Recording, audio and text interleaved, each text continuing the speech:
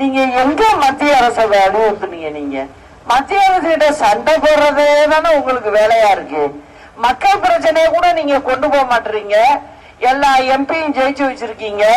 போய் அங்க உட்கார்ந்துட்டு ஒருத்தர் சண்டை போட்டுக்கிட்டு நீ பெரியவங்களா நான் பெரியவங்களா அப்படின்னு கேட்டுக்கிட்டு நீங்க மக்களுக்கு உள்ளதை எதையும் செய்யல. இது உங்க கையில உள்ள விஷயம் இல்ல.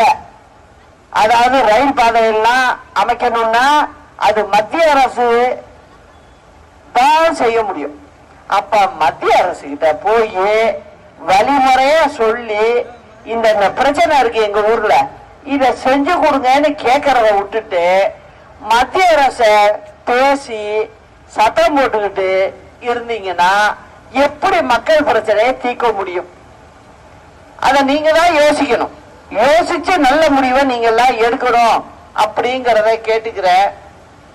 இந்த அரியலூர்லாம் பின்தங்கிய மாவட்டம். அம்மா இருக்கும் போது இங்க வந்து அரியலூர் பெரம்பலூருக்கு நிறைய கோழி வளர்ப்புக்கு நிறைய பண்ணிவிட்டோம்.